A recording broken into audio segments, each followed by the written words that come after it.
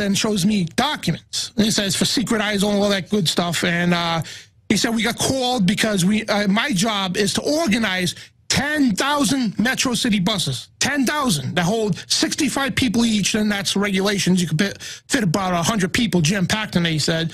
But he said 20,000 Metro buses. That's a lot, folks. And for the entire East Coast, he goes, they have drills. They're going to evacuate the entire East Coast. And he goes, you're from Rhode Island. I'm like, yes. He goes, expect to have disaster drills in your area within the next couple of weeks. And sure enough, folks, sure enough, when I went back to Rhode Island, it hit the mainstream media, you know, the day it was happening. Oh, they're doing disaster drills, communications, earthquake, and right here, the article, earthquake disaster drills, mass FEMA's martial law agenda. It's right there, folks. And I was told about this weeks in advance. He told me there's going to be disaster drills for earthquakes and communications and all that in New England. And sure enough, folks, several cities in, around Rhode Island, Massachusetts, and all that, FEMA and the National Guards were conducting exercises. Well, disaster drills for earthquakes. And you ask, well, why would they do a disaster drill for earthquakes in New England? Because it's unheard of New England getting earthquakes. And sure enough, I think it was 2 nights ago, Maine got hit with a 4.9, I believe, earthquake. And the thing is, this guy told me from Homeland Security, he told me, okay, this stuff was coming. And it did. And we've been talking about the October surprise, the November, nobody knows what it is. I mean, it could be the whole presidential thing. It could be martial law. We don't know. But the thing is, I'm not trying to scare you, folks. But this guy showed me, he laid out everything. All right, Dan, so we saw right there the money bomb video where you talked about this stuff beforehand. This isn't just, wild prediction that you made. You talked about this beforehand. It's come true. So now continue your story and tell us about, what you were talking about in the money bomb. And also, for more verification, when I hosted my own show in Rhode Island, too, I also stated this back in July and August as well. And I've been on several radio talk shows across the country. And at the end of July and August, when I found this information out, I made it viral, big time.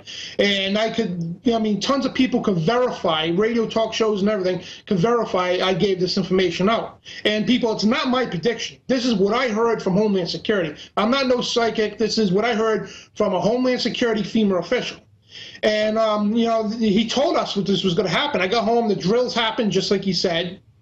And, they don't advertise right out in the mainstream media what drills are about, especially in advance. They tell you that it's a little bit of news. Homeland Security is conducting a drill. But anyway, on to Santa Claus coming to the mall, whatever. Yeah. But anyway, everything came true. He said it was going to be a natural disaster. He told me this. There will be a natural disaster to hit the East Coast. He goes, I don't know when, what it is, or when it's going to come. But he goes, be sure it's going to be coming soon. And he said, then he brought up HARP. And he goes, you were familiar with HARP, right? I'm like, oh, yes, of course. Weather modification. And he goes, well, they're going to use that. And, people out there who don't believe in this stuff, you could Google it. China, Japan, Germany, even the United States openly brag about it. Hit mainstream media on several occasions about how governments can manipulate the weather. And, people think, oh, you're talking crazy, weather modifications, FEMA camps, blah, blah, blah. And he told me this, too. He goes, they're going to round people up. They're going to mandatory evacuation in some areas, and they're going to bring them into internment camps. And he goes, this could be the guys from martial law. He's not sure because he says, again, they don't tell me everything. Right. But again, folks, if you don't believe in FEMA camps, there's so much evidence out there. If you take HR 645, for example, that was the Emergency Centers Establishment Act, and it was to establish 6 or 10 emergency centers in the United States at the time. Now there's over 1,000, as we know, and it was on record not too long ago, I think it was months ago, that Halliburton got a contract by Homeland Security to build internment camps. Now this is on record. And we also got Army Regulations 210-35. That's a civilian inmate labor program. And as you're going to see on the screen in a second, the civilian inmate labor program It's basically saying, yes, we're going to house American citizens. They mention POWs, yes, but they also specify American citizens in this document and putting them to forced labor camps. And if you think this is a joke, folks, I mean, let's take a look back in history here.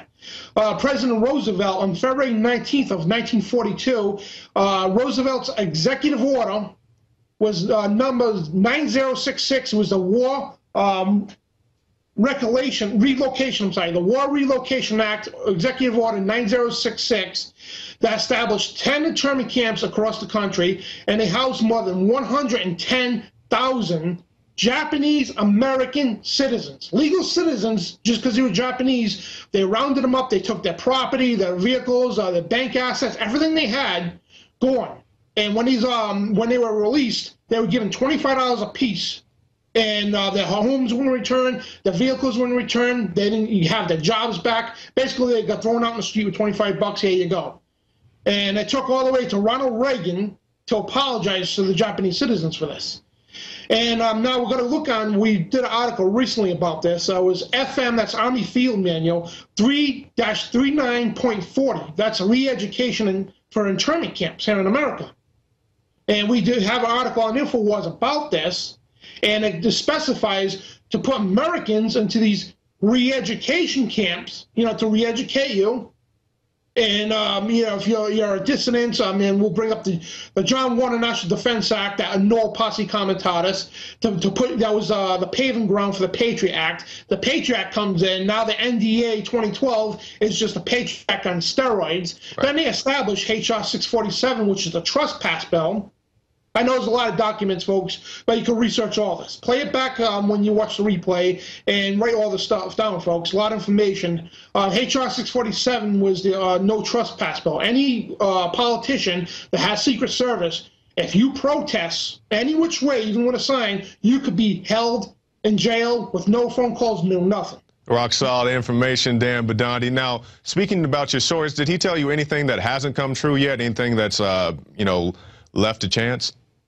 Well, he said there would be martial law and evacuation. Now, he didn't specify how much and how long, but in New Jersey, in New York, parts haven't been evacuated and parts have been declared martial law.